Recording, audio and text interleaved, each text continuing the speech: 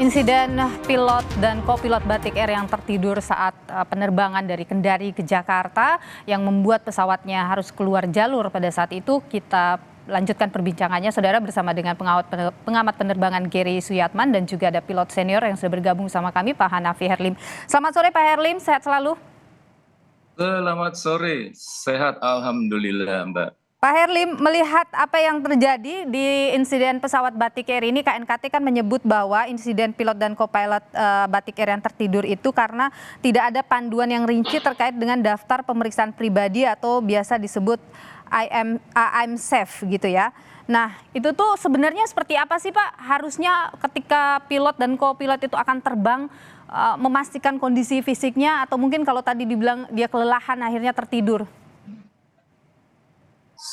Oke, terima kasih. Selamat sore atas kesempatan yang diberikan. Mbak, menurut saya ini adalah hal yang lumrah. Lumrahnya dalam kondisi manusia mempunyai keterbatasan. Kalau dia ngantuk, wajar. Sekarang Anda bisa bayangkan, schedule-nya pagi-pagi buta seperti itu, tengah malam harus bangun lagi. Mau tidur jam berapa dia? Saya pun juga sering dulu seperti itu. Oke. Terbang ke Ujung Pandang, Kendari pagi, jam 1 atau setengah 2 kita sudah bangun, reporting point-nya jam setengah 3, take off-nya jam 4, itu sudah hal yang biasa. Tapi sebelumnya kita bisa mengantisipasi dengan cara apa? Dengan cara tidur lebih awal. Mungkin orang akan protes, akan bilang, mana mungkin kita bisa tidur jam 7 atau jam 8? Betul, tapi paling tidak kita bisa mengantisipasi caranya. Ini cara saya, mungkin bisa diikuti oleh para pilot yang lainnya. Yaitu pada di hari yang sama, satu hari before, kita bangun, katakanlah bangun subuh. Jangan tidur lagi. Biarkan kita tahan ngantuk itu sampai malam nanti setelah Isya, kira-kira jam 8, kita coba tidur. Pasti bisa. Lalu bangun jam berapa? Bangun kira-kira jam 1 atau setengah 2, tengah malam. Paling tidak kita sudah cukup tidur sekitar 4 jam. Itu satu persiapan dari diri kita sendiri, yaitu harus cukup tidur. Yang kedua, pada saat kita mau terbang, kita briefing kepada pramugari dan pilot semuanya itu sudah biasa dan harus kita briefing. Briefingnya apa? Salah satu diantaranya, oke, kita terbang menuju ke, dalam hal ini kita sebut aja Kendari ya. Kita terbang ke Kendari itu 2,5 jam misalnya, dengan flight level 35.000 dan cuaca di perjalanan bagus atau berawan. Lalu di destination cuaca juga bagus dan bla bla bla bla, seperti itu. Dan kondisinya ini karena kita ngantuk, capek, sama-sama kerja subuh seperti ini, kami minta atau saya minta pramugari Anda cobalah sering-sering jenguk kami di kokpit. Apakah itu setiap 15 menit atau 20 menit sekali atau maksimal setiap 30 menit jenguk kami. Itu yang ketiga. Yang keempat, kalau misalnya salah satu mau tidur, kita janjian sama si co-pilot atau sama si kaptennya. Oke, gue tidur ya sekarang ya, lu yang terbang. Lalu betul-betul memang dia terbang, tapi yang namanya rasa kantuk itu kan manusiawi sekali. Jadi, ya manusiawi, tapi ketika misalnya ini beruntung tidak terjadi sesuatu ya Pak Herlim ya. Tapi ketika kalau misalnya terjadi sesuatu kan itu sangat membahayakan 153 penumpang. Tapi Pak Herlim begini, meskipun itu manusiawi, artinya tetap harus ada perjanjian antara pilot dan kopilot. Salah satunya harus dalam posisi siaga, begitu kan Pak Herlim ya?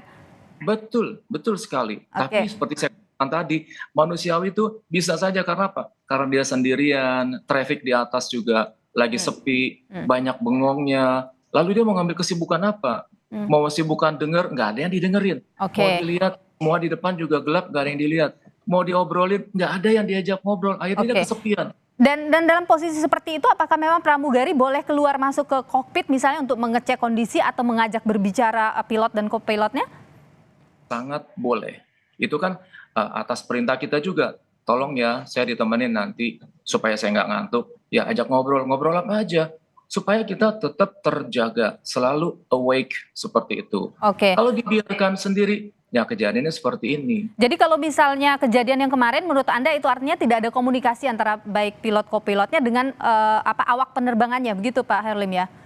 Mungkin. Iya, betul sekali. Mungkin itu terlupakan si kapten untuk briefing kepada sang pramugari supaya sering-seringlah jenguk kami. Atau kalau memang dia salah satu mau tidur, panggil salah satu pramugaranya ke depan, yuk temenin saya ngobrol.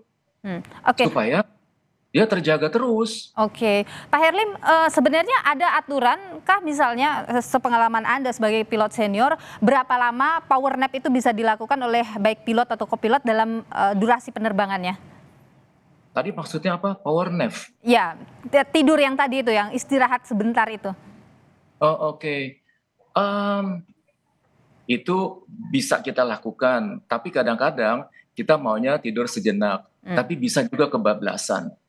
Maunya sih kita tidur 5 menit atau 10 menit. Tapi karena mungkin saking ngantuknya, saking capeknya, akhirnya jadi kebablasan. Nah yang satunya lagi tidak sadar akan dirinya ternyata dia ikut tidur.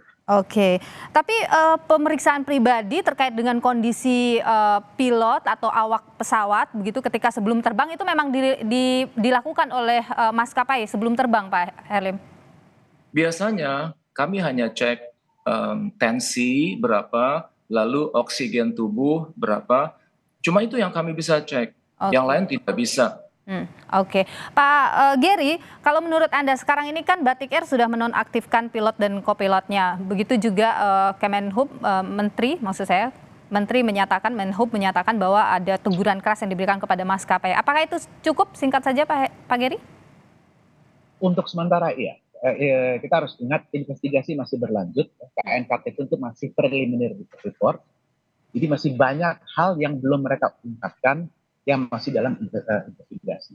Contoh kayak tadi, apakah dilakukan briefing, itu nanti dilihat di investigasi. Apakah bagaimana komunikasi antar itu dilihat lebih dalam lagi antara pilot itu.